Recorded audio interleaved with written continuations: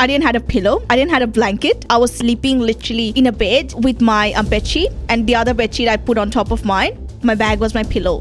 For 2 nights. I didn't buy any pillows or blankets. But why did you go? I'm mad. Why would I spend money there? It's not needed. For some reason, I thought that it's normal. I don't know. I'm very weird. So many people came in, said so much to her about her scarf. She actually stopped wearing it now. This hurts me. Still happens. It happens to a lot of people. Probably for me, I didn't face as much as I should. But I just don't put that story forward a lot. You know, there would be racism, but you shouldn't be like, you know, put that story. You know what I'm trying to say? Yeah, they become the victims of every story. Yeah, I don't want to highlight that thing more. I want to highlight the other things more. I still have a job. I'm still wearing my hijab. Like, I'm recently a fan of fish biryani. It's either chicken or lamb, and we're done. Recently, I love fish biryani. Where are you buying fish biryani in Australia? I made it. You made. We're done, guys. I want to ask you, what's your favorite dish in Melbourne? In Melbourne? Yeah. Coming from Bangladesh, I feel like coming here. I would say sushi. Sushi? It's not a Melbourne dish, I know. But like, I really love eating sushi here because, to be honest, for me, I feel like I don't really like whatever Melbourne cooks because they don't put any salt or pepper or anything. I'm not gonna lie. But like, I like Thai or Japanese or, you know, from different countries. Yeah. Who knows how to cook? No Vegemite for you. Oh Lord. Have you tried Vegemite? No. I don't want to try. I don't want to try. It looks bizarre. It looks bizarre to me. The color of it gives me very wrong intentions. It's not nice at all. It tastes like chocolate. So next time when you want to try it, like Are just you spread a it. Vegemite fan? I'm alright. I'm alright with it. He's alright with it. Like we're not big fans, but like just put it like Nutella, and then you should be fine. Bro, don't compare it with Nutella. Vegemite is not Nutella at all. Yeah. Okay. Wait, I wanted to ask you about the sushi thing. What sushi do you go for? Are you the roll type, or do you get like specifically like the individual ones? The roll ones is, to be honest, very big for me. I like the small bits and bits so that I can get a lot of flavors. I like mostly chicken, avocado, stuff like that. Not salmon because it's just raw. Yeah. I feel that because can't I don't. raw. Apparently, it's a Australian thing, you know, like with the rolls and stuff. Mm-hmm. Because I remember seeing a video from Bobby Lee, it's a comedian in America, and they were talking about it with. It's an Australian way of doing sushi. Oh, but please. It's sort of like kimbap, right? Like a Korean kimbap. Yeah, like that kind of roll, sushi roll. Yeah. like bao kind of things. Like Yeah. not like a bao. I think it rolled. What do you mean bao? Oh, it's like a bun. Yeah. So, Okay. and then bao, yeah. No, different countries we all have it differently. Like for example, I say tosai, Oh, okay. and then Indians call it dosa. Yeah, we call it. I don't call it dosa as well. Yeah, but dosa in Malay/Arabic is sin. So so you know that's like dosa hut, right? And I'm like, I do have a dosa hut in yeah, Bangladesh. exactly. So I found it like Sin hut. Okay, it's kind of weird. Yeah. All right. So I'm excited to have you on the pod today because you are also a student in Swinburne. One of student ambassadors, right? Am I wrong? Yeah, Am I right? Okay, yeah. cool. You've been here for 2 years, coming from Bangladesh, another international student.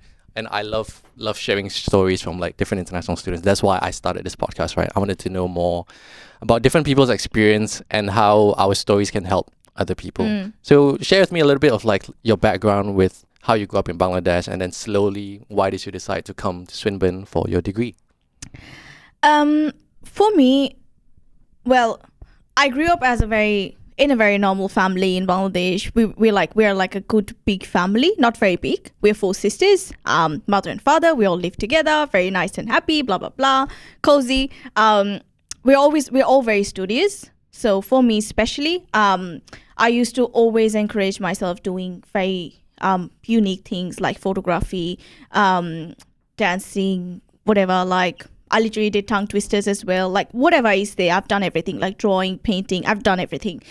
I always like to polish myself in everything that I can do. And my mother always motivated me in doing something. And I think poetry and working on Instagram and YouTube was the leap that I took in lockdown. So for me, that's what happened. However, deciding to come in Australia was not really the one thing that I had in mind in my life. I thought probably someday when I would go somewhere in the country. It was never like Australia. But for me, what happened was, like, as I said before, I didn't get through my medical examination. That's what really put me down. Like, that was the only dream that I had when I was 5 years old. I literally made my own first aid kit. I still have it.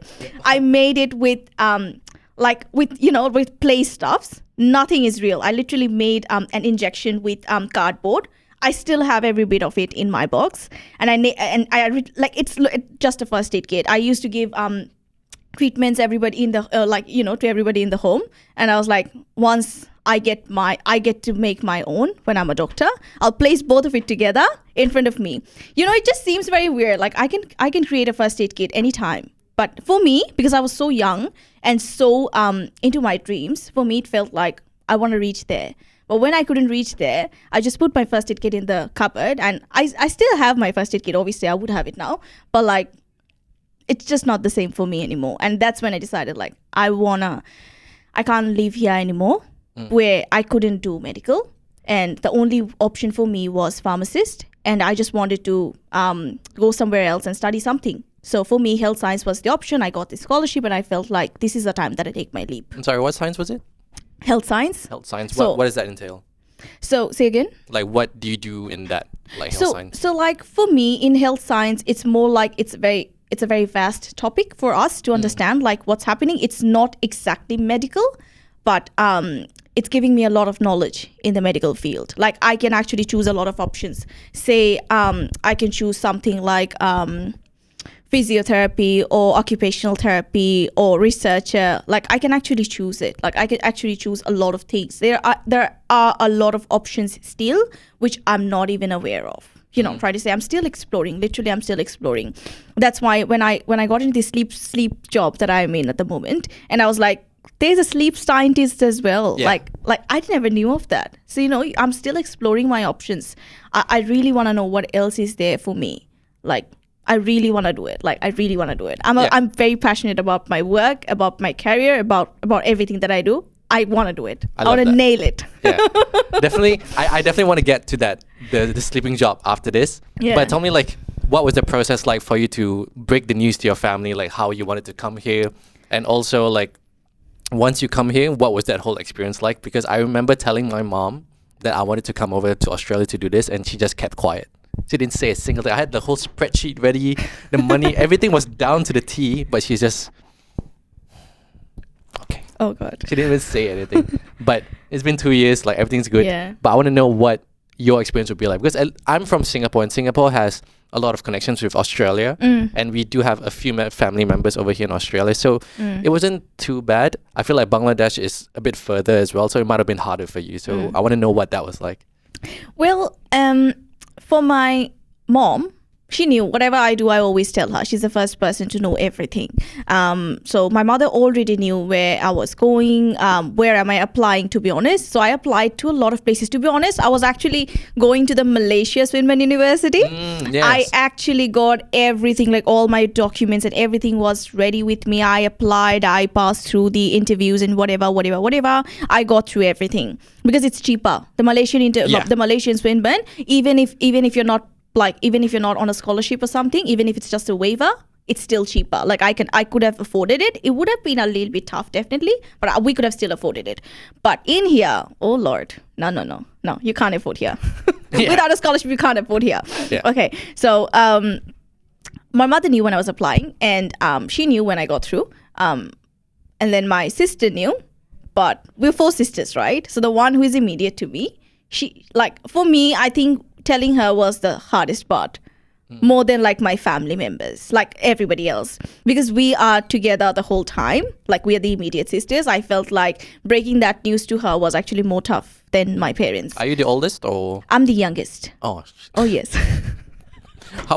You're 22 now, right? I am 21. 21. 20. I will turn 22. I'm 22. still 21. Am I the only guy that doesn't mind saying, like, I'm already 26 at this point? Like, I'm 25 turning 26, Yes. but I will say I'm 26. Yeah, you're absolutely the only one. Yeah, you're absolutely. No one else does. Yeah. that. Right. Everyone, I'm fine with my age, so I don't mind being older. Then Yeah. how That's really old? impressive. Stop it, isn't it weird? Yeah. Well, how old was the oldest at that point? Say again. How old is your oldest at that point? Oh, I'm not supposed to say her age. I'm not supposed to say her age. Okay, fine. It's fine. Yeah, fine. she's quite old. Okay. Like there's a generation gap. Okay. So at 10 years plus older, Okay. get that. Okay. Yeah. Yeah. So how is that like then? That after like you already got your what's it called? Certificate of enrollment, right? Mm-hmm. Certificate of enrollment. yeah. And then you got 70% scholarship. Remember, 75. Right? 70. Wow, that's banging. In the last episode we did with Aravind, I remember telling him I got 10% and I was excited already. Wow. And then Aravind told me he got 50%. And then now you tell me you have 75%. I win. So, Aravind, you know you lost the match, right? But hopefully the next person that I get, we're going to get 100% Oh, or wow. maybe 80%. Bro, I will be jealous of you, whoever you are. But I feel like 100% then they have to go back, right? They won't be able to stay for a while. Oh well. Yeah. But okay. So tell me Yeah. how was that like? Like, was your family sad? And then how was the whole moving in process like? They were definitely sad. More than that, I was sad. I was devastated. And for me, I always pull up a very brave face. Very Front, yeah. I'm always smiling, always happy, blah blah blah, always very cheerful. Nobody would know that if I cried the last night. Not that I cry, but whatever. Yeah, exactly. I think you just spoke for a lot of people. Yeah, and the fact that like for reference, it's Ramadan right now. Both of us are fasting, Oh, and you're yeah. speaking this fast. Yeah. Like she's really energetic, guys. Like no, there's nothing. There's no coffee. Nothing in her right now. Well, you right? can see the same way. It goes both ways. I feel like your energy is still more than mine right now at this point. So I feel like that I was definitely very sad. Like, they are still together. I'm the one moving out of the puzzle. So it was a different picture for me, and I just didn't know anything how it would be here.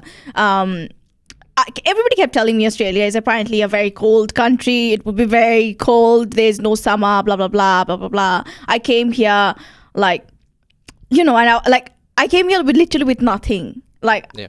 I heard that people were carrying pillows and blankets and something. When I came here, I moved to my Swinburne dorm. We were looking for apartments. Me and my sisters, we were literally sitting and looking for apartments. We couldn't find anything, and then we were like, you know what? Let's just go for the dorm. That's it. We went to the dorm, and then we had just applied for the dorm. Then I came here. My family dropped me to the airport. The hardest goodbye I have ever done. Yeah. Okay. Never mind. I came here. I was very excited because we were actually flying with a lot of Bengali people. So a lot of Did students. you fly alone? I didn't fly alone. That's what, a lot of Bengali students were coming as well. So we were actually taking the flight together. We decided, we came across from some Swinburne student group or something. And then we just decided that let's fly together on the same day. So that it's easier for us, to be honest. Never mind. Yeah, it was easier for us. Yeah. And then So we flew together, and then they all went somewhere together. So they were actually somewhere friends or something. So they were heading to the same way. And for me, I was going alone to the Swinburne dorm. So a car came to pick me up from Swinburne. I obviously booked a car, which was free, which is very good. I came here. It was a 4-bedroom apartment, and I was the only one there. Because the other apartment mates didn't show up yet. Apparently, they were supposed to come 2 months later or something. So it was me by myself for 2 months. Was that good or a bad thing for you? Well, to be honest, it was good. Right. It was very good. It was very good. And when they joined in, it was very good as well because I've got lovely apartment mates. Every apartment I've lived in by now, every apartment mate was super. Was great. Fantastic, yeah. But yeah, for me, adjusting it the night, I didn't have a pillow. I didn't have a blanket. I didn't have nothing. I was sleeping literally in a bed, with my bed sheet, and the other bed sheet I put on top of mine. And I put my bag. My bag was my pillow. For the first night, yeah. For 2 nights. For 2 nights. Because I didn't buy any pillows or blankets. But why didn't you go I'm out mad. I'm mad. I just thought that probably why would I spend money there? It's not needed. For some reason, I thought that it's normal. I don't know. I'm very weird. What month do you come in? February. February. Okay, that's not too bad. It's not too cold. It was very right? cold for me that time. Okay, it was okay. 16. 16 20 degrees for some at night, reason. yeah. For some reason, it was 16. In the morning, it was 20. It was never really 25. You know how it's 28, 30, whatever, very hot. It was not like that when I came in. It was quite cold. Okay, put it into context with Bangladesh. What's the weather in Bangladesh like? 34. Always. Always. Always. Yeah, okay. See, Always. We're finally getting along, right? Coming from Singapore as well, it's always at 31 Always degrees. 34, 30, like 28, like I don't think even 28, like 34, 35, 40. It goes up till there, trust me. And in our winter is 28, 26. You have winter, yeah. Yeah, but we do it's- have. But it's like, it's 28, 26.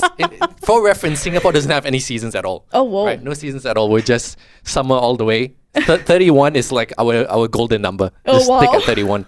But yeah, you definitely must have been freezing. Like just the fact that you were just using a bed sheet just for yourself. I know. But I think the crazier part is that you didn't even buy a pillow the next day. No. And do you No. have any schedule the next day? I started looking for jobs. That was the first thing. in your I head. know. I started Wow. looking for jobs. The first thing that I did the next morning was getting a SIM card. Okay. Going to places, getting a SIM card. I have no idea where I was heading, but I was just doing something. And I was getting a SIM card. I didn't even do groceries. I'm so weird. What did I eat? So what did you eat? I Last have backpack? no idea. I had no idea what did I eat. The next day, did I buy anything? I don't remember buying any food the next day. I think I ate from somewhere or something like that. No, I don't think I spent money there. Probably I bought bread or egg or something. That's it. I never crossed more than bread and That's egg. mad. That's I actually was, mad. and I didn't buy a pillow or blanket. I was like, oh, I'm fine. And the next day, I think I bought my pillow and blanket 3 days later. Wow. Yeah, And the first thing you did was find a job. yeah. And I got a job in a week. In Lauren Bakery. I got a job in Lauren Bakery. In bakery. Yes. Also, literally out of my apartment. Like, literally, I live here, and it's literally in the Glenferrie Road. The Hawthorne one, I think you guys know it. Just the one here. That's so interesting. Tell me a little bit about this bakery, because I think I don't know if maybe it's you were extremely driven to find a job. I but was. I was the opposite on my side, with me and a few of my friends trying to find a job. It took us so long to find a job. It took me at least 6 months to get a job, like a decent part-time job. And a few of my other friends who came here last year as well, he sent in resumes, like physically sent in resumes, and it took him like 3-4 months. But the fact that you got it in 1 week, that's something else. Like, tell me a little bit about that bakery. Well- what was that like? Well, to be honest, it's more like I was looking for a lot. Like, my aim was, I literally printed out my resumes when I was in Bangladesh. I had it all planned. I printed out like 20 resumes from Bangladesh. Like resume. Yeah. You look so shocked. Yeah, because I said this in the previous episode of Aravind as well. Every international student's story is so different that it's ridiculous how different it is. Like, continue saying your story, then I'll explain a little bit. Yeah, like, so I printed out like 24 resumes from Bangladesh, because I didn't know that how the expense would be to print out and something. Yeah. So I got my resumes. The next day I was on it. I was in Glenferrie because I didn't know anything else. I just knew Glenferrie. And then from handing out resumes, I got to know Camberwell as well, because I was working till Camberwell. And I started learning by trams. I did my Mikey as well the next day. So the important things, I made a list, like what are the important stuff that I need to do the next day. Then I started looking for jobs. And then I kept applying. So my way of applying for a job is very weird. I literally like sell myself. I'm so weird. I literally go to... Are we? we should cut that. Whatever. I literally go Your to the mom shop. hearing this podcast will be like, Mehkan, my dear sweetest daughter, what are you doing? Even when she would be hearing this podcast, she would be like, "You shouldn't have said that. It's so wrong." I'm like, okay, whatever. Okay, so my way of applying for jobs is that I hand over the resume and I'm like, I'm really looking for a job. I know this. I'm happy to do this. I can start right away. Literally, I kept saying that to everyone. And then, I got the job somehow in Lauren Bakery. He called me and he was like, you seem very confident and I'm happy to train you in. And because even though that's a bakery shop and I don't know how to make coffee, but I still got in. That was actually a very successful thing for me. And after that, I got the job. And then I actually left in a month or so because I got something else. But apparently, oh my God, I forgot what I was saying. Okay, I don't know where you're going with it, but I guess to me, if we can go a little bit deeper with like the race topic, because at that point, were you already wearing your hijab and everything? Yeah, of course. I feel wear it for like 7 years. Because at this point, this podcast is also about like international students, which we are from different race. We're coming into Australia with different races, and for me, coming from Singapore, a lot of people did tell me like, prepare for some racism.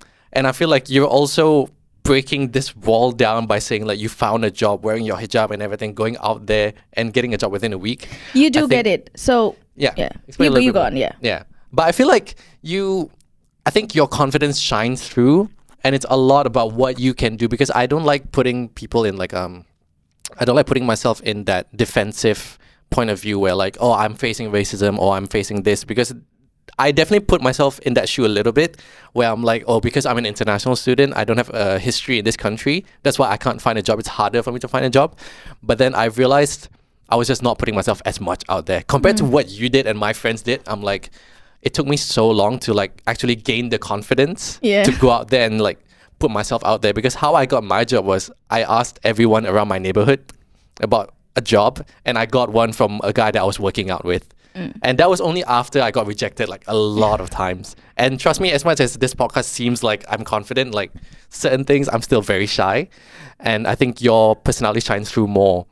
I guess you didn't really, there would be a little bit of racism, but it's not as prominent, I guess, in Australia. It's a lot more diverse than I thought it would be, to be honest. Well, to be honest, if we start with the rejections thing, even if I say that I got a job in 7 to 8 days, I didn't apply to one job.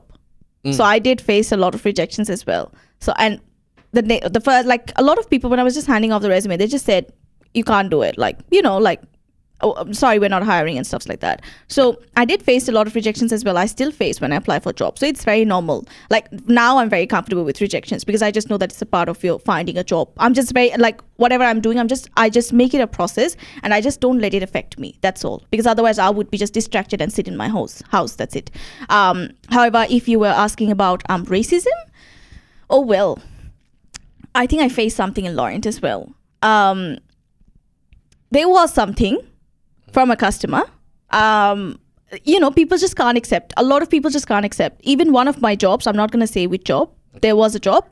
The owner literally came up to me and she said that I wasn't on my training, so I was just wearing something else. I didn't have my uniform by then. So she was asking me, you know, how you guys like wearing the like half sleeves t-shirts and stuff. So she just offered me a t-shirt, right? And then she was like, do you want to wear that? Do you want to take that off? And she was so respected before that. And after she said that to me, and she's like, do you want to take that off? And I was like, I'm okay. And she's like, okay, like, you know, like if you want, you can take it off. I was like, I don't wanna. Like if this is a requirement, I'm happy to quit. Like I'm happy to look for other jobs. That's fine with me. So for me, I just go straight forward. However, in this current job that I've got, there is a person who wears hijab like me. So in one of the clinics, apparently, so many people came in and said so much to her about her scarf that she actually stopped wearing it now. Oh, really? This hurts me. This hurts me the most. This cuts me through. It's a different job that you're working right now at a clinic, right? Yeah. So it still happens. It happens to a lot of people. Probably for me, I didn't face as much as I should. But I would not say that I didn't face at all. I did face a lot. But I just don't put that story forward a lot because I just don't want to demotivate people. Because, you know, for a lot of people, I keep hearing, they keep saying that, you know, there's a lot of racism in Australia. There's a lot of racism in here, in there. For me, I feel like people would you know, there would be racism. But you shouldn't be like, you know, like they just put that story, you know what I'm trying to say? Yeah, they become the victims of every story. Yeah, I don't want to highlight that thing more. I want to highlight the other things more. Like if I had the racism, if I had the rejections, I still have a job. I'm still wearing my hijab. So let's look at the other side of the story. I'm happy to share that, but yeah. Yeah. I've said this to a lot of people, and sometimes I feel like me and Uday have talked about this a little bit in previous episodes where like people tend to always be the victim of their story. Yeah. Like for some reason, you can always find a way to be a victim. Like every story, like your mom cooks for you, right? And then you're like, bro, that day I was eating and like my mom, oh my God, I don't know what she was making that day, bro. Every single story becomes a victim story. Like, and I think true that there is racism, there is whatever it is in Australia. And I think in Singapore, everywhere else, every single country there will be. But you have to go in it with a, what was the word I'm looking for?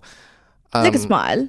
Yeah, a big smile and like be passive. You have to be passive and like always look in the positive side of it. And I think your personality is also showing like you have to go with the mindset of like, I'm going to prove them wrong. If you prove them wrong, then they'll, they'll understand. They'll start to open up to you, and you have to be the one to show the example. You can't expect them to change, right?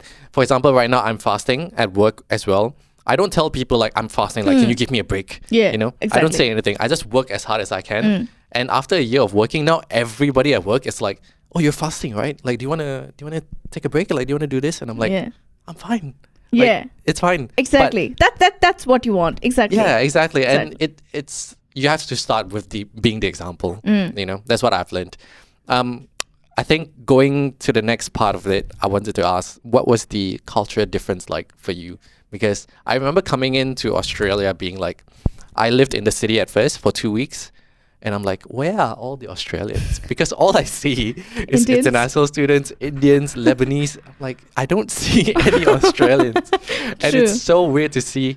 And I think it's not the same Australia I've seen like 10 years ago. So what was like your big cultural difference that you think you faced in Australia? For me, the same thing. When I came in, I felt like, oh my God, I kept telling my mom, everybody is Bengali. Like, Where were you at? Like, Huh? you were in Swinburne at first, right? I've always lived here. I'm always here. I'm still You're here. still here, I'm okay. still here. And like not in Swinburne. Like I used to live in the dorm.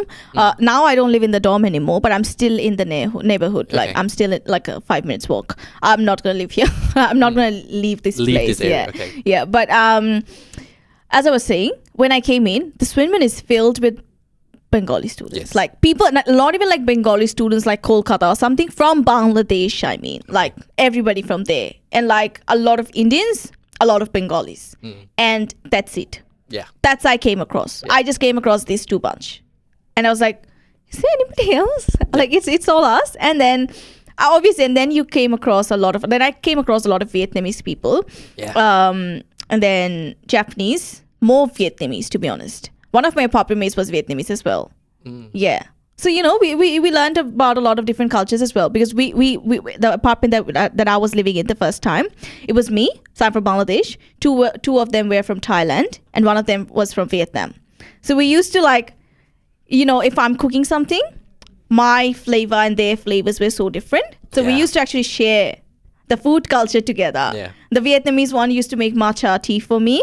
I used to make the milk tea, the special milk tea, the standard one, whatever we make. I used to make that for her. Okay. Oh wait, sorry, I just for some reason pointed at you because I just know you're from India. Like I just know like in India, they were, yeah, whatever. Okay, Indian gang. Yeah, so like we would just share some cultures. However, yeah, Not a lot of Australians for you, yeah? Even in your classes, no Australians for you? they were, but they're not my friends. Like I don't even know their names. Oh my I feel God. like I like, you know, like in Bangladesh, how it was like, you know, everybody's names. Whoever is in the class, you know all the names for everyone. I know. You know, we're, even though we were not friends, all of us, but we used to be acquaintances. Yeah. In here, it's more like I just like they're more like strangers to me. Like yeah. Then, because you're in health science, yeah, so I guess what would be like the race that you normally see in your course? Australians. Australians as But again, I don't know them. You don't really know But them. I see their faces. Like obviously, I'm doing this semester. I do have one or two of them in one of these units. The next unit, I would have one or two of them. So it's like I see them, and then if we're doing a group project, so suddenly we're just all smiles and together in one group. I'm like, yeah, we saw you the last semester. We were in the same unit. That's what we do. I think that's the reality of a lot of uni classes, right? Yeah. You just see each other, and then you see each other the next semester, and then Yeah. if you have to do a project with them, you're like, okay, I guess I have to be friends with you now. exactly. But I think it's a very different experience from what I experienced, because being in media and communication and coming to Swinburne, everyone was like not even Australian, but just white Australian in my class. So, and with the course that I'm doing, you always have to do projects. So naturally, for like the first year, I didn't have any other friends other than Australian friends. It's just Wow. white Australians, like none. That was the only ones. I went to RMIT to join a Singapore club just to make myself sane, all right? Because there was no Singaporean here, there's no Malaysians here. Now there's more Malaysians. I wanted to join the Muslim club, but Okay. most of you are Bengali over here as well. But I just didn't know how to vibe. yeah. Like there's no racism or like no. Yeah. It's just the culture difference is Yeah. so much that I didn't know how to blend in. And I've been telling that to the podcast like all this time, where like if you want a more local experience, come to Swinburne. Yeah. But now hearing from your perspective, I think it's just so different for every student. Aside from that culture part as well, I think living alone. I want to know a little bit more about living alone. Like how do you find living alone is compared to like living with your family? I know you're not technically alone, but like, the small things where like now you have to buy groceries, now you have to buy cups, now you have to buy all these things. Like, what was that like? Was it tough for you, or like it's just part of your life? Definitely it's part of life. So the last line goes the first, part of life. However, I live alone. I used to have apartment mates before, but now I live alone. Like, I have got an apartment by myself. I'm living alone. So now I'm literally living alone. Yeah. However, it's a huge difference. Like, it's not the same at all like Bangladesh. Like, I never worried about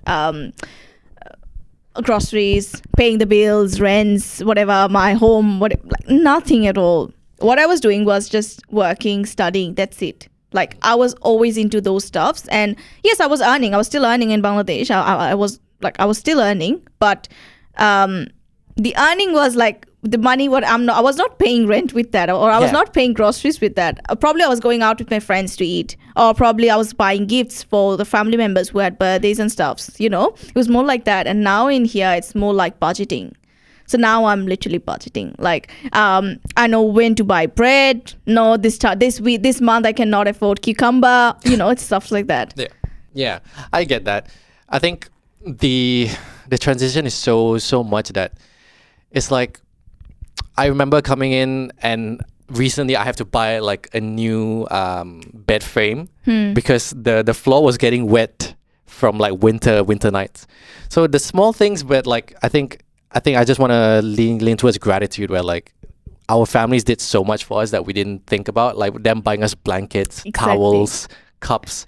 I think coming here as international students, like we really learn how to like appreciate that. I think you've definitely got that. I know. Like home cooked foods and everything, literally everything. Yeah, and especially during Eid. Oh my God, Lord. like I miss them so much. I know. Like especially the food. I can only assume so, like for you, the food. I know. For Eid. Yeah. Yeah, and then like now you have to be alone. It's not that bad. Like we still call them. Yeah. But man, like what can we do? Yeah, so we have a few minutes left, like 2 minutes left, because other people want to come in to use this room, unfortunately. With this Swinburne, we gotta step it up, bro. We gotta step it up with more rooms, or like at least make the room nicer. All right, this is definitely gonna go to the Swinburne I don't people. know if we have any other rooms available next door. Yeah, we're fine. To be honest, maybe we can also save it for like more episodes. I think we definitely have a lot more to talk about. There's a lot more that we can get into, but definitely I've learned a lot about you, and like a lot of people would definitely learn a lot from you, and like because the stories that you tell is so different from what I've experienced, Arvin experienced, and all the other people. I think it's really, really nice and cool for them to hear your perspective, and hopefully the girls out there that's also coming in to do their international study will also be as brave as you, and like maybe look up to you to be like, you know what, let's just go out there and prove myself to all these other people. But before we go, we have this last segment where we we say either just chill out, or am I going to kill this person? Okay. All right, so chill or kill. Okay. Fish biryani, is it chill or kill? Okay, I would say chill. Why? No. I would say chill. No. I'm actually recently a favorite. Like, I'm recently a fan of fish biryani. It's good, it's guys. It's either chicken or lamb, and we're done. Like recently I love fish biryani. Where are you buying fish biryani in I made Australia? it. We're done, guys.